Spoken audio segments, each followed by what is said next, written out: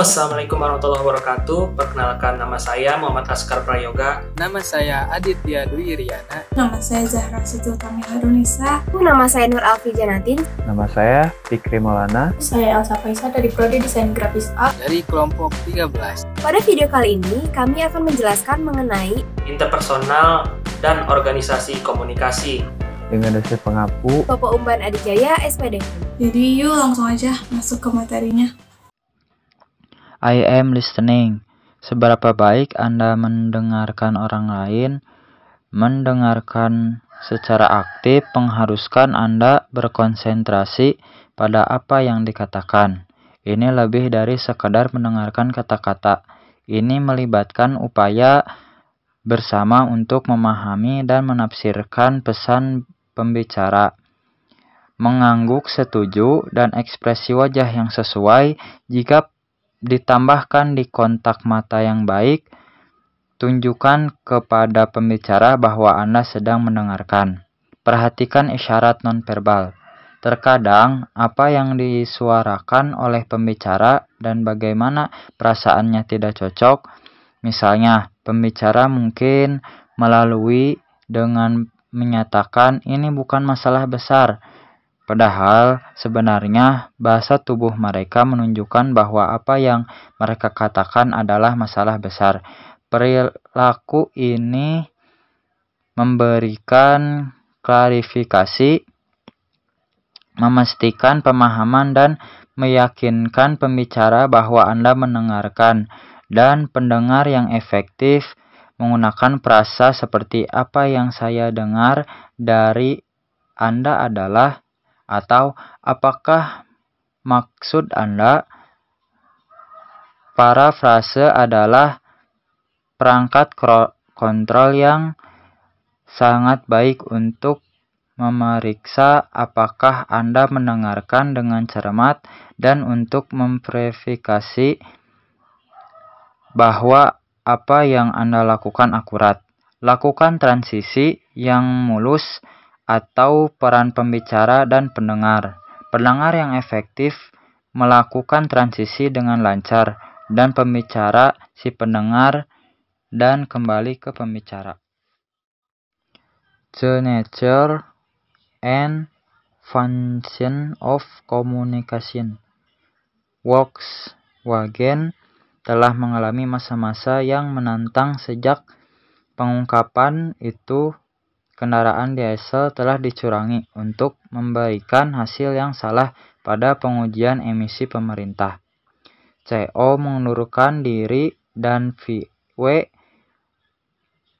membuat grup khusus untuk menanggapi pertanyaan. Dan proses yang oleh manajer komunikasi top disebut hal langkah demi langkah belajar dengan melakukan. Contoh ini menunjukkan sifat vital komunikasi dalam krisis serta oleh operasi sehari-hari. Kemampuan untuk berkomunikasi secara efektif adalah keterampilan yang khusus dikuasai oleh setiap orang yang ingin menjadi manajer dan efektif. Jika tidak ada yang tahu bahwa keputusan telah dibuat. Apa itu komunikasi? Komunikasi adalah transfer dan pemahaman makna. Perhatikan penekanan pada pengalihan makna. Jika informasi atau ide belum disampaikan, komunikasi belum terjadi. Agar komunikasi berhasil, maknanya harus disampaikan dan dipahami.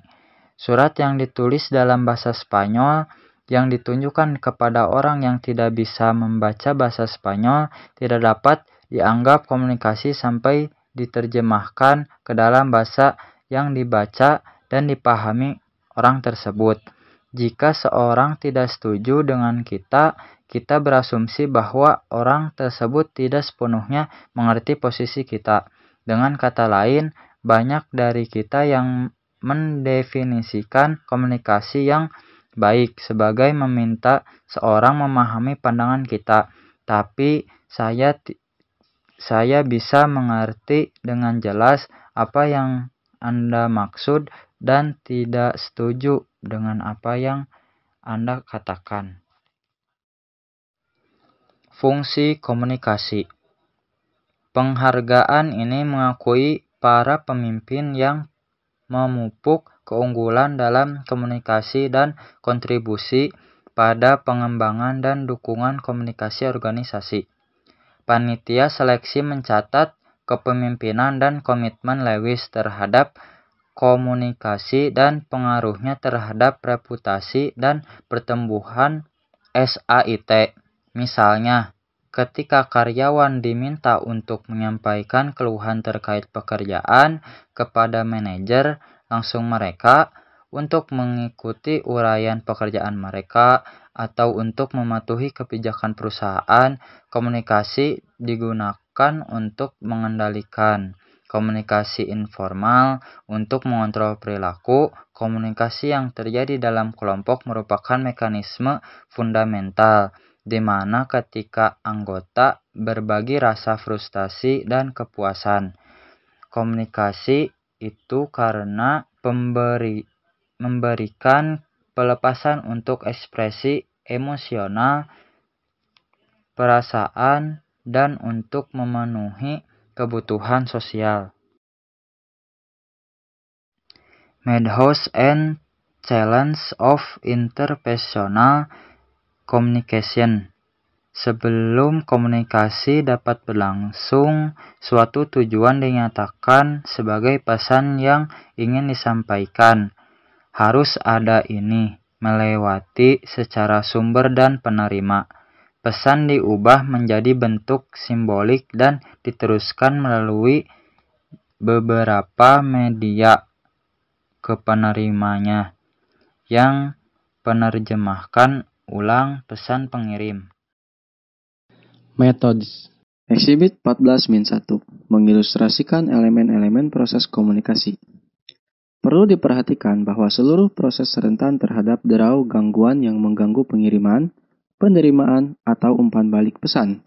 Contoh umum kebisingan termasuk cetakan tidak terbaca, telepon statis, tidak diperhatikan oleh penerima, atau suara mesin atau rekan kerja di latar belakang. Namun, apapun yang mengganggu pemahaman dapat berupa derau, dan derau dapat menciptakan distorsi pada titik manapun dalam proses komunikasi. Penting bagi seorang pemimpin untuk menjelaskan mengapa tugas-tugas tertentu penting untuk pencapaian tugas secara keseluruhan. Berkomunikasi dengan cara itu memastikan bahwa tugas tidak hanya tercapai, tetapi juga dicapai dengan cara yang patut dicontoh.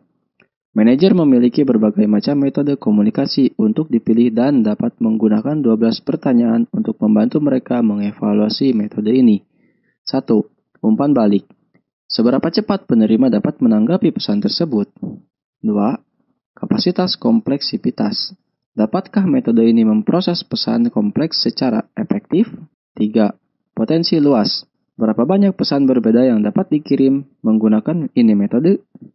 4. Kerahasiaan. Dapatkah komunikator yakin secara wajar bahwa pesan mereka memang benar diterima hanya oleh mereka yang dimaksudkan? 5. Kemudahan encoding. Dapatkah pengirim dengan mudah dan cepat menggunakan saluran ini? 6. Kemudahan decoding. Dapatkah penerima dengan mudah dan cepat memecahkan kode pesan? 7. Batasan ruang waktu. Apakah pengirim dan penerima perlu berkomunikasi di waktu yang sama dan di ruang yang sama? 8. Biaya. Berapa biaya untuk menggunakan metode ini? 9. Kehangatan antar pribadi. Seberapa baik metode ini menyampaikan kehangatan antar pribadi? 10. Formalitas. Apakah metode ini memiliki jumlah formalitas yang dibutuhkan? 11. Scannability. Apakah metode ini memungkinkan pesan untuk dengan mudah dilihat dipindai untuk informasi yang relevan? 12. Waktu konsumsi. Apakah pengirim atau penerima paling mengontrol kapan pesan itu ditangani? Bagian penting dari komunikasi antar pribadi adalah komunikasi nonverbal, yaitu komunikasi yang disampaikan tanpa kata-kata. Beberapa komunikasi yang paling bermakna tidak diucapkan atau ditulis. Saat instruktur perguruan tinggi mengajar kelas, dia tidak memerlukan kata-kata untuk memberitahu bahwa siswa tidak mendengarkan ketika mereka mulai membaca koran di tengah kelas. Bentuk komunikasi nonverbal ini, jenis yang paling terkenal adalah bahasa tubuh dan intonasi verbal. Bahasa tubuh mengacu pada gerak tubuh, ekspresi wajah, dan gerakan tubuh lainnya yang menyampaikan makna. Seseorang yang mengerutkan kening mengatakan sesuatu yang berbeda dari orang yang tersenyum, gerakan tangan, ekspresi wajah, dan gerakan lainnya. Nada vokal yang lembut dan halus menunjukkan minat dan menciptakan arti yang berbeda dari nada yang kasar dan sangat menekankan pada pengucapan kata terakhir.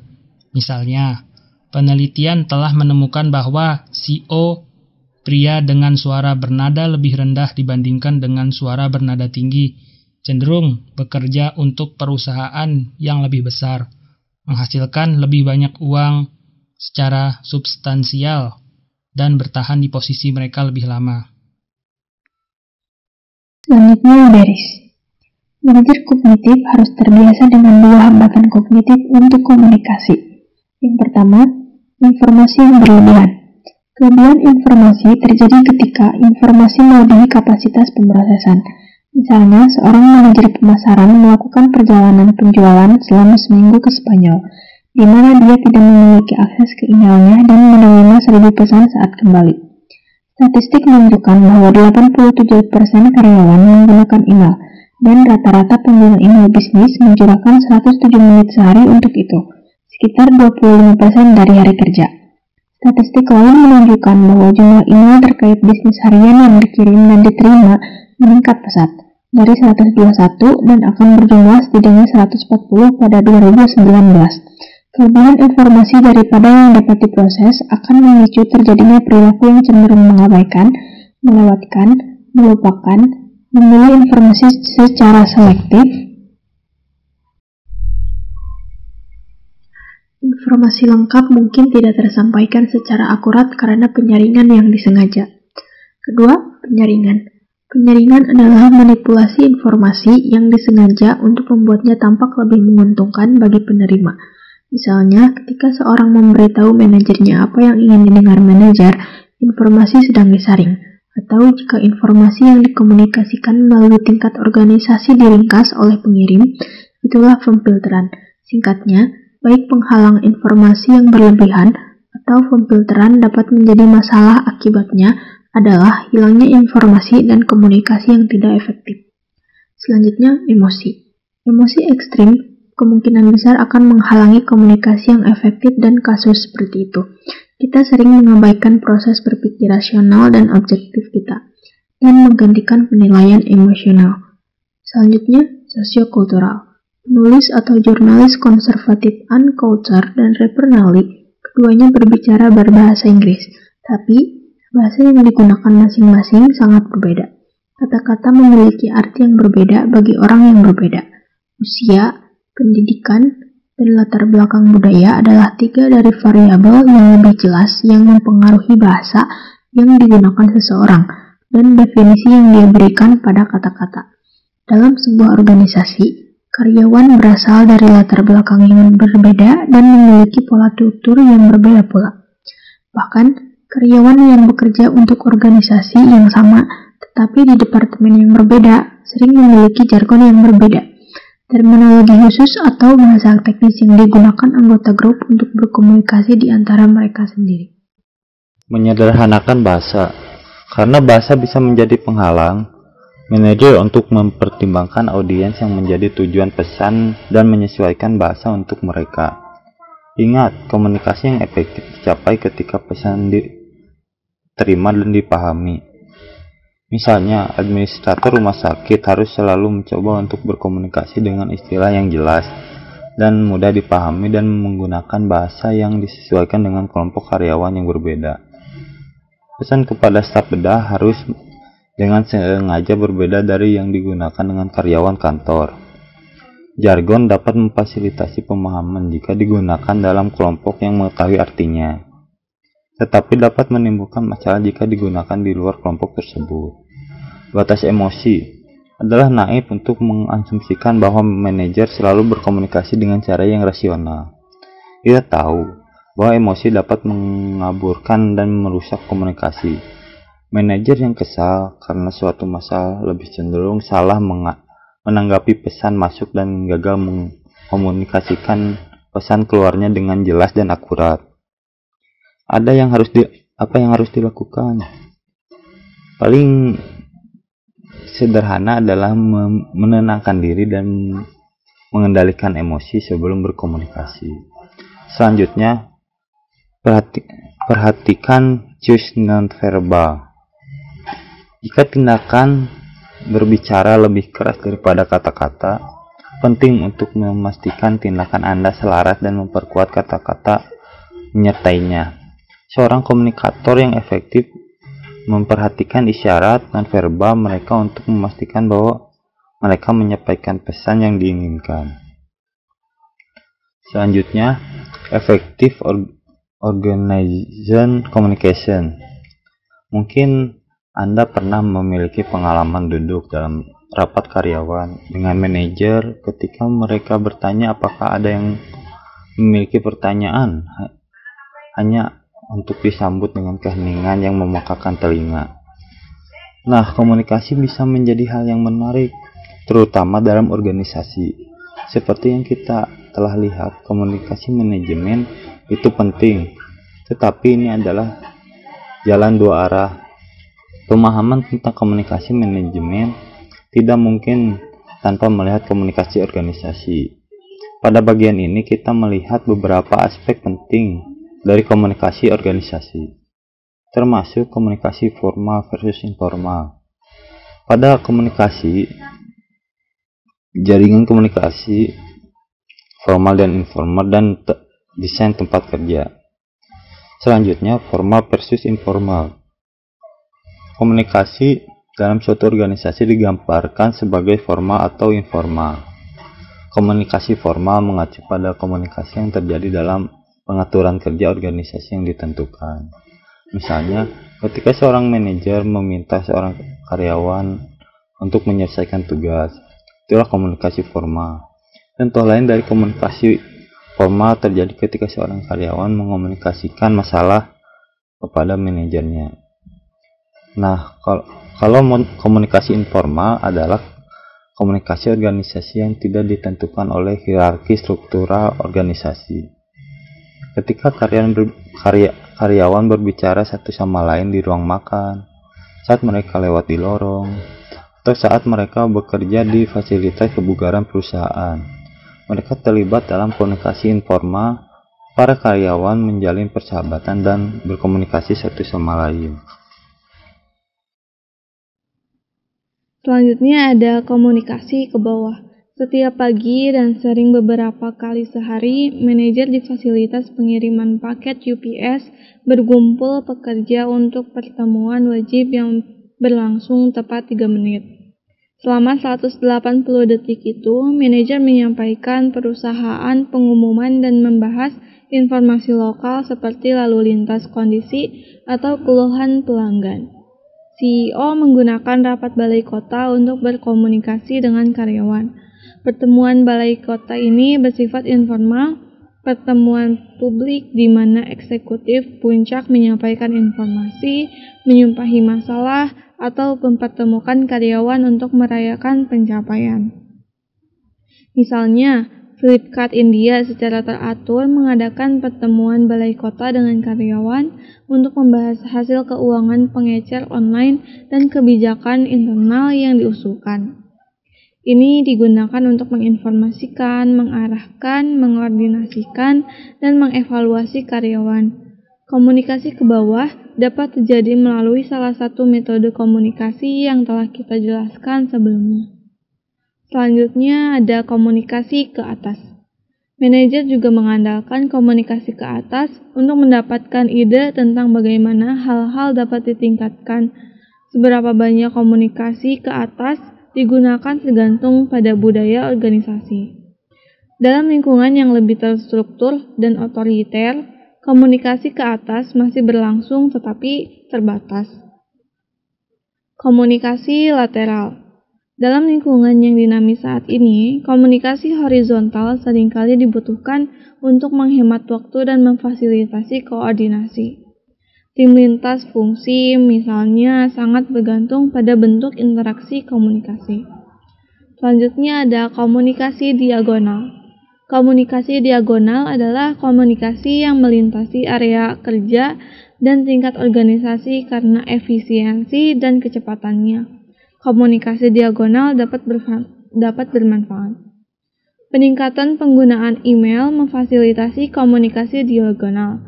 Misalnya William H. Swenson, kepala kontraktor pertahanan Raytheon Company, memperkirakan dia telah menerima dan menjawab lebih dari 150.000 email karyawan. Selanjutnya ada jaringan. Exhibit 44 mengilustrasikan tingkat jaringan komunikasi umum. Terdapat jaringan-jaringan seperti chain, di antaranya ada moderate, high, moderate, dan yang kedua ada wheel, yaitu ada fast, high, dan low. Yang terakhir ada all channel, yaitu terdiri dari fast, moderate, non, dan high. Selanjutnya ada jenis jaringan komunikasi. Dalam jaringan rantai, komunikasi mengalir menurut rantai komando formal, baik ke bawah maupun ke atas. Pemimpin berfungsi sebagai penghubung yang dilalui semua komunikasi. Terakhir, di jaringan semua saluran, komunikasi mengalir dengan bebas di antara semua anggota tim kerja. Bentuk jaringan yang harus Anda gunakan bergantung pada tujuan Anda. Pandangan manajerial memungkinkan untuk menganalisis apa yang terjadi pada selentingan informasi apa yang sedang disampaikan. Bagaimana informasi tampaknya mengalir dan apa yang tampaknya menjadi saluran informasi kunci bagi individu.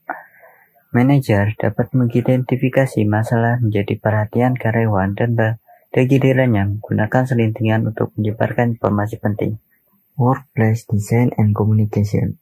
Penelitian menunjukkan bahwa desain tempat kerja harus berhasil mendukung 4 jenis pekerjaan karyawan, yaitu pekerjaan terfokus, kolaborasi, pembelajaran, dan sosialisasi. Pekerjaan terfokus adalah ketika seorang karyawan perlu berkonsentrasi dan menyelesaikan tugas. Karena komunikasi dapat dan memang terjadi di setiap pengaturan ini. Desain tempat kerja perlu mengakomodasi komunikasi organisasi dan antar pribadi ini semua arah dan semua jenis agar menjadi paling efektif. Melaporkan hampir 60% lebih banyak komunikasi tatap muka dengan anggota tim daripada mereka yang berada di lokasi dengan visibilitas rendah. Penting bagi karyawan untuk berkomunikasi dan berkolaborasi. Manajer perlu mempertimbangkan visibilitas dan kepadatan dalam desain tempat kerja. Elemen desain tempat kerja lainnya adalah ketersediaan pengaturan kerja, peralatan, dan perabotan yang dapat disesuaikan. Dengan menyediakan ruang kerja di mana karyawan dapat memiliki privasi dan masih memiliki peluang untuk menjadi kolaboratif dan antar pribadi, dan berkontribusi dalam kinerja organisasi secara keseluruhan. Namun, manajer perlu mempertimbangkan semua pro dan kontra dan memutuskan apakah akan menciptakan ruang terbuka. Communication in the Internet Age and Social Media Age. Teknologi mengubah cara kita hidup dan bekerja. Teknologi informasi kini menyentuh setiap aspek dari hampir setiap bisnis perusahaan. Implikasi tentang bagaimana, di mana, dan kapan manajer berkomunikasi sangat besar. Teknologi informasi telah memungkinkan untuk tetap terhubung sepanjang waktu. Dan teknologi informasi telah mengubah cara anggota organisasi berkomunikasi. Misalnya, teknologi informasi telah secara signifikan meningkatkan kemampuan manajer untuk memantau kinerja individu dan tim, memungkinkan karyawan memiliki informasi yang lebih lengkap untuk membuat keputusan yang lebih cepat, dan telah memberikan lebih banyak kesempatan kepada karyawan untuk berkolaborasi dan berbagi informasi. Bekerja dari mana saja. Teknologi komunikasi nirkabel memiliki kemampuan untuk meningkatkan pekerjaan bagi manajer dan karyawan. Akses internet semakin tersedia melalui Wi-Fi dan hotspot akses nirkabel. Dan jumlah lokasi hotspot tersebut terus bertambah. Misalnya, di Starbucks yang berbasis digital, manajer distrik menggunakan teknologi seluler yang memberikan mereka lebih banyak waktu untuk mengunjungi toko perusahaan. Seorang eksekutif perusahaan berkata, para manajer distrik ini adalah orang-orang terpenting di perusahaan. Masing-masing memiliki antara 8 dan 10 toko yang dilayani. Dan sementara pekerjaan utama mereka adalah di luar kantor, dan di toko-toko itu mereka masih harus terhubung. Media sosial. Wakil Presiden Eksekutif Penjualan memberitahu timnya yang terdiri dari 100 manajer penjualan distrik bahwa mereka perlu membaca hasil survei mengenai tren preferensi konsumen. Dia memposting laporan di saluran HipChat perusahaan yang dibuat untuk penukaran informasi tentang subjek ini. Ini memungkinkan seluruh tim untuk membaca laporan dan bertukar pengalaman mereka. Karyawannya sekarang dapat membaca, berkomentar, dan bertukar artikel terkait di saluran yang sama ini, seperti halnya dengan obrolan di grup Facebook. Menyeimbangkan plus dan minus. Komunikasi dan pertukaran informasi antara anggota organisasi tidak lagi dibatasi oleh geografi atau waktu. Upaya kerja kolaboratif di antara individu dan tim yang tersebar luas, berbagi informasi, dan integrasi keputusan dan kerja di seluruh organisasi berpotensi meningkatkan efisiensi dan efektivitas organisasi. Pakar komunikasi Maura Thomas berkata, kreativitas, inspirasi, dan motivasi adalah keunggulan kompetitif Anda. Tetapi itu juga merupakan sumber daya yang dapat habis yang perlu diisi ulang. Sebuah firma konsultan perawatan kesehatan meminimalkan email di luar jam kerja dengan menggunakan perangkat lunak yang secara otomatis menyimpan email hingga awal jam kerja. Dan meskipun manfaat ekonomi dari TI sangat jelas, manajer tidak boleh melupakan kelemahan psikologis. Memilih media yang tepat. Sekarang menjadi penting bagi manajer untuk memahami situasi di mana satu atau lebih media memfasilitasi. Media elektronik, media sosial, email, dan pesan instan semuanya merupakan metode yang efektif dan efisien untuk mengkomunikasikan informasi yang relatif langsung kepada satu atau lebih individu. Ini juga harus menjadi kasus untuk masalah kompleks seperti mengkomunikasikan revisi jadwal proyek. Sekarang, penting untuk melihat beberapa masalah komunikasi penting yang dihadapi manajer dalam organisasi. Masalah hukum dan keamanan. Meskipun email, blog, tweet, dan bentuk komunikasi online lainnya adalah cara yang cepat dan mudah untuk berkomunikasi, manajer perlu waspada terhadap potensi hukum, masalah dari penggunaan yang tidak tepat. Informasi elektronik berpotensi dapat diterima di pengadilan. Misalnya, selama persidangan Enron, jaksa memasukkan bukti email dan dokumen lain yang mereka katakan menunjukkan bahwa terdakwa menipu investor. Seorang pakar berkata, saat ini email dan pesan instan adalah alat elektronik yang setara dengan bukti DNA. Namun, masalah hukum bukanlah satu-satunya masalah keamanan juga. Interaksi pribadi. Perangkat lunak kolaborasi waktu nyata, seperti wiki tempat kerja pribadi, blog, pengiriman pesan instan, dan jenis perangkat kelompok lainnya, mungkin menjadi pilihan komunikasi yang lebih baik daripada mengirim email dan menunggu tanggapan. Daripada melawannya, perusahaan lain mendorong karyawan untuk memanfaatkan kekuatan jaringan sosial untuk bekerja sama dalam pekerjaan dan membangun koneksi yang kuat. Bentuk interaksi ini sangat menarik bagi pekerja muda yang merasa nyaman dengan media komunikasi ini. Beberapa perusahaan telah melangkah lebih jauh dengan membuat jejaring sosial internal mereka sendiri. Misalnya, karyawan di Starcom Mediaverse Group memanfaatkan SMG Connected untuk menemukan profil kolega yang menguraikan pekerjaan mereka, membuat daftar merek yang mereka kagumi, dan menjelaskan nilai-nilai mereka. Mengelola sumber daya pengetahuan organisasi. Salah satu cara organisasi dapat melakukannya adalah dengan membangun basis data informasi online yang dapat diakses karyawan. Membangun pustaka utama, sampel yang ditautkan ke database yang menjelaskan properti dan proses pembuatannya. Mengelola pengetahuan dan mempermudah orang lain untuk belajar dan mendapatkan manfaat dari pengetahuannya. Itulah yang diperlukan manajer saat ini dengan sumber daya pengetahuan organisasi, memudahkan karyawan untuk berkomunikasi dan berbagi pengetahuan sehingga mereka dapat saling belajar cara melakukan pekerjaan dengan lebih efektif dan efisien. Peran komunikasi dalam layanan pelangganan. Masing-masing berperan dalam menentukan apakah komunikasi berfungsi. Setiap aktivitas ini melibatkan komunikasi baik secara tatap muka, melalui telepon, ataupun email, ataupun melalui saluran lainnya. Nah, selain itu, komunikasi adalah bagian dari strategi layanan pelanggan khusus yang dikejar oleh organisasi. Salah satu strategi yang digunakan oleh banyak organisasi layanan adalah personalisasi.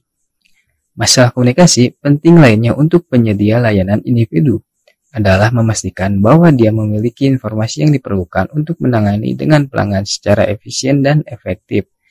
Nah, jika penyedia layanan tidak memiliki informasi secara pribadi, beberapa cara perlu dibuat untuk mendapatkan informasi dengan mudah dan cepat. Mendapatkan masukan karyawan. Dalam lingkungan yang menantang saat ini, perusahaan perlu mendapatkan masukan dari karyawannya. Ya, ketika seseorang karyawan memiliki ide tentang cara baru untuk melakukan sesuatu, seperti mengurangi biaya, meningkatkan waktu pengiriman, dan sebagainya, itu masuk ke kontak saran, di mana itu akan berpotensi sebagai informasi berharga. Memberitahu karyawan bahwa pendapat mereka penting adalah langkah penting pertama dalam membangun sistem saran yang efektif. Tetapi, apa yang terjadi setelahnya juga sangat penting. Nah, manajer harus menjelaskan bagaimana saran ditinjau dan umpan balik tentang kelayakan saran harus dibagikan. Tidak hanya apakah gagasan itu layak, tetapi juga mengapa saran itu layak ataupun tidak. Berkomunikasi secara etis. Saat ini, sangatlah penting bahwa upaya komunikasi perusahaan haruslah etis. Komunikasi etis mencakup semua informasi yang relevan, benar dalam segala hal, dan tidak menipu dengan cara apapun. Di sisi lain, komunikasi yang tidak etis seringkali mendistorsi kebenaran atau memanipulasi audiens. Jadi, komunikasi yang tidak etis untuk secara selektif, yaitu salah mengutip, salah menggambar angka, mengubah visual, dan gagal menghormati privasi atau kebutuhan keamanan informasi. Nah, misalnya, meskipun British Petroleum berusaha untuk berkomunikasi secara terbuka dan jujur tentang tumpahan minyak di pantai Teluk pada musim panas 2010, publik masih merasa bahwa sebagian besar komunikasi perusahaan tersebut mengandung beberapa elemen yang tidak etis. Nah, jadi bagaimana manajer dapat mendorong komunikasi yang tidak etis? Salah satu caranya adalah dengan membuat pedoman yang jelas untuk perilaku etis, termasuk komunikasi bisnis yang etis. Jika Anda selalu beroperasi dengan dua hal ini di dalam pikiran Anda cenderung memiliki komunikasi yang etis.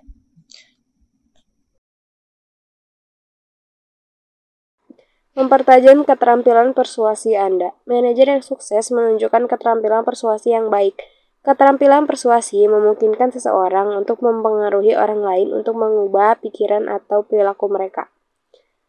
Pakar komunikasi Mark Rogers menunjukkan bahwa persuasi yang efektif dimulai dengan menyatakan pentingnya mengikuti suatu tindakan dan kemungkinan manfaatnya. Mempertajam keterampilan berbicara Anda. Keuntungan memberikan presentasi kelas adalah kesempatan untuk mengembangkan keterampilan berbicara. Satu survei mengungkapkan bahwa 70% karyawan yang membuat presentasi mengatakan bahwa keterampilan presentasi yang baik penting untuk kesuksesan karir. Sekitar 20% dari responden survei mengungkapkan bahwa mereka akan menghindari membuat presentasi meskipun itu berarti. Untungnya, ada sumber daya untuk membantu mereka mengatasi ketidaknyamanan dengan berbicara di depan umum, seperti klub Toastmaster lokal yang memberikan kesempatan untuk membuat pidato formal dan dadakan dalam lingkungan yang mendukung. Setelah Anda mengembangkan kepercayaan diri yang lebih besar untuk berbicara di hadapan orang lain, penting untuk memahami karakteristik berbicara yang efektif. Menghadiri presentasi profesional bisnis yang sukses atau menontonnya secara online adalah titik awal yang baik. Mengasah keterampilan menulis Anda, keterampilan menulis memerlukan komunikasi yang efektif dalam teks yang paling sesuai untuk pembacanya. Ini berisi singkatan yang mungkin tidak dikenal orang lain dan beberapa kesalahan ejaan dan tata bahasa. Seringkali pesan email atau memo tertulis yang dibuat dengan buruk adalah hasil dari kesibukannya. Hal yang sama berlaku untuk mengirimkan komunikasi saat Anda sedang kesal secara emosional. Anda juga dapat meminta rekan kerja untuk memeriksanya. Misalkan rapat dijadwalkan untuk jam 3 sore tetapi jam 2 siang ditulis karena kesalahan. Terakhir, baca pesan dengan seksama untuk memastikan bahwa kata yang tidak akurat untuk konteksnya tidak masuk. Program periksa ejaan dapat memperbaiki kesalahan eja tetapi bukan pilihan kata yang salah. Terima kasih. Oke gengs, gimana videonya? Menarik bukan? Semoga menambah wawasan dan pengetahuan kita ya gengs. Terima kasih sudah menonton video kali ini.